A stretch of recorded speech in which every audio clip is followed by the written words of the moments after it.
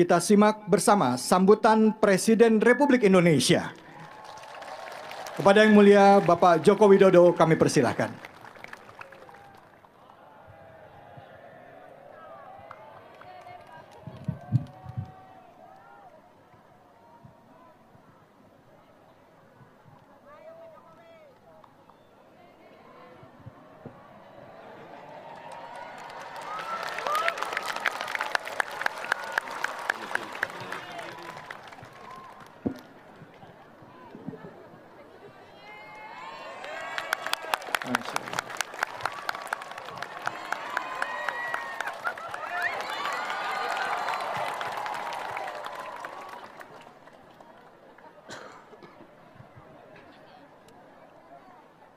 Bismillahirrahmanirrahim.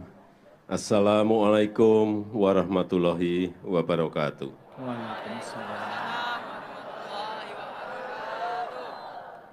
Yang saya hormati Bapak Wakil Presiden beserta Ibu, yang saya hormati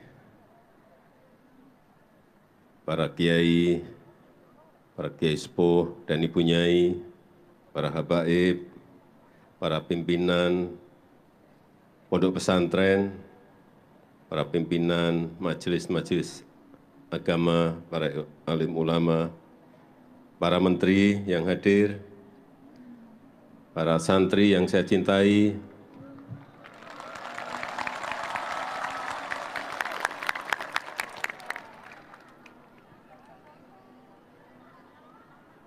alhamdulillahirabbil alamin. Puji dan syukur kehadirat Allah SWT, kita bisa hadir kembali di zikir dan doa kebangsaan pada malam hari ini. Sungguh tadi sudah disampaikan oleh Bapak Wakil Presiden bahwa anugerah Allah SWT yang luar biasa bahwa kita bisa lepas dari COVID-19. Jangan lupa kita mensyukuri betapa keadaan yang mencekam saat itu, kengerian. Saya sendiri dengan Pak Wakil Presiden, dengan para menteri, nggak bisa membayangkan, ini COVID ini selesai kapan.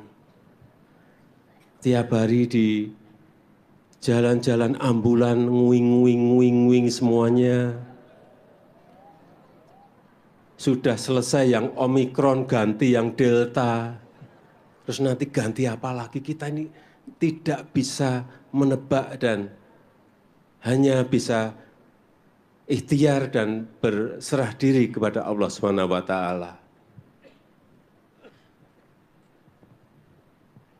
Itu baru diberi virus yang namanya COVID. Sakitnya iya, barangnya enggak kelihatan. Kemudian karena COVID, awal-awal kita belum memperkirakan. Ternyata dampak ekonominya secara global, secara dunia juga luar biasa dampaknya. Dan juga patut kita syukuri, alhamdulillah kita bisa mengendalikan, bisa mengelola ekonomi kita pasca pandemi COVID dan bisa kembali normal dalam waktu yang sangat cepat. Alhamdulillah, karena Bapak Ibu hadirin hadirat, sampai saat ini sudah 96 negara yang menjadi pasiennya IMF. Kita pernah jadi pasien IMF di tahun 97-98. Itu pun saat itu waktu krisis nggak ada 10 negara. Ini sudah 96 negara jadi pasien IMF.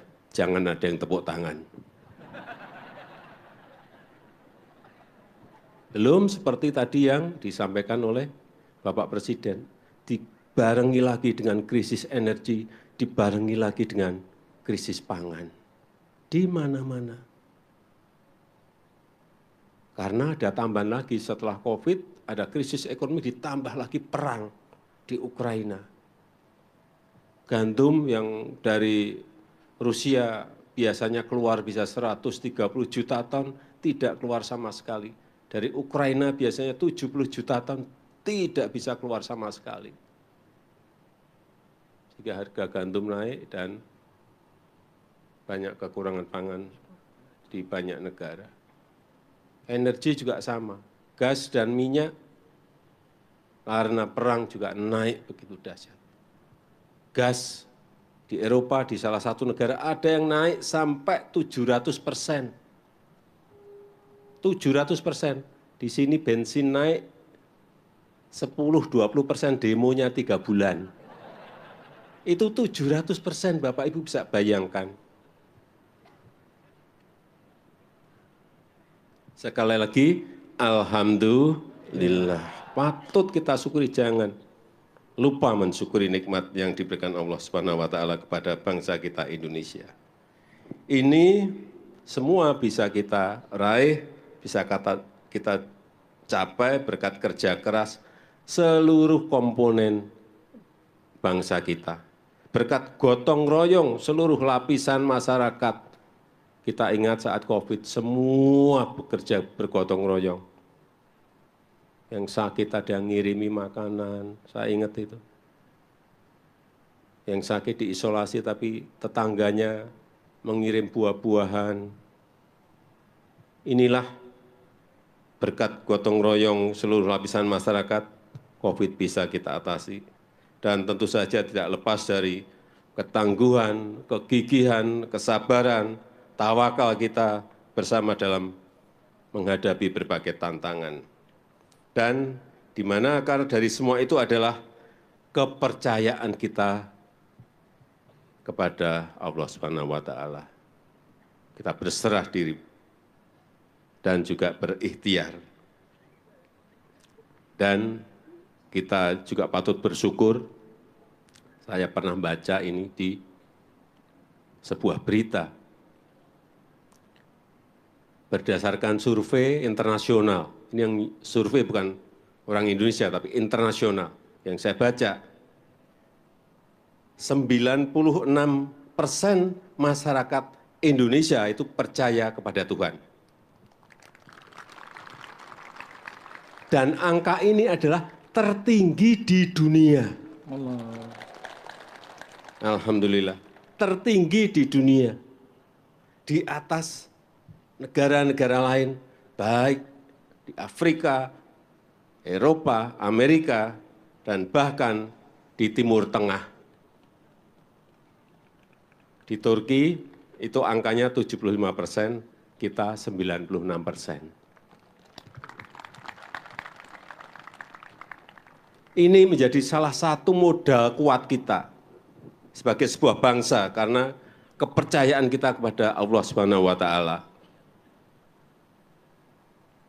Ada hal yang sangat penting agar manusia punya moral dan tata nilai yang baik, agar punya kekuatan dalam menghadapi berbagai masalah yang ada.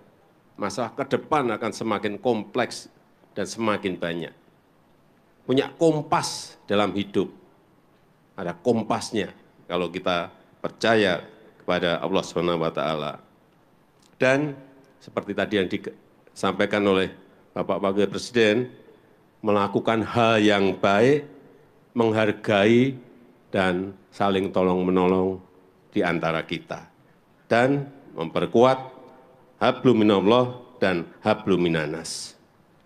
Serta menjauhkan kita dari hal-hal yang tidak baik, hal-hal yang buruk. Dan pada kesempatan yang baik ini saya ingin menyampaikan ucapan terima kasih yang sebesar-besarnya kepada para kiai, kepada para ulama, kepada para tokoh agama, kepada tokoh masyarakat, kepada guru-guru kita, kepada orang tua kita, dan seluruh komponen bangsa yang secara konsisten dan tidak kenal lelah terus mengenalkan, terus mengajarkan, terus membimbing kepada anak-anak kita, generasi penerus bangsa, tentang kepercayaan kepada Tuhan, tentang kepercayaan kepada Allah Subhanahu wa taala.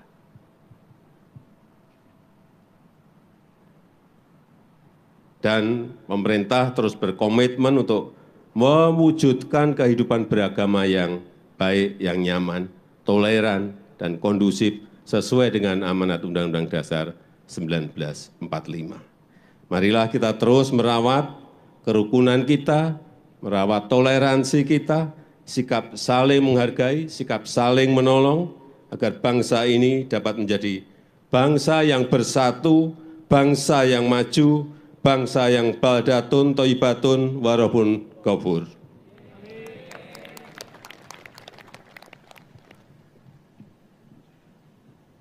Dan di hari yang baik ini, hari pertama, ini adalah hari pertama di bulan kemerdekaan, hari pertama di bulan Agustus, sebagai wujud syukur kita atas berkah kemerdekaan yang diberikan oleh Allah Subhanahu wa Ta'ala. Saya mengajak kepada seluruh kiai, para habaib, para alim ulama, para tokoh agama, para santri yang hadir, serta seluruh komponen masyarakat yang bergabung secara daring untuk bersama-sama melantunkan zikir, melantunkan doa, memohon ridho Allah SWT, memohon perlindungan dan berkahnya agar bangsa ini terus melaju untuk Indonesia maju. Dan mari kita isi kemerdekaan ini dengan kerja keras, dengan optimisme untuk mewujudkan Indonesia emas di tahun 2045. Terima kasih. Wassalamualaikum warahmatullahi wabarakatuh. Waalaikumsalam. Kita beri tepuk tangan yang meriah atas sambutan dari Presiden Republik Indonesia, Bapak Joko Widodo.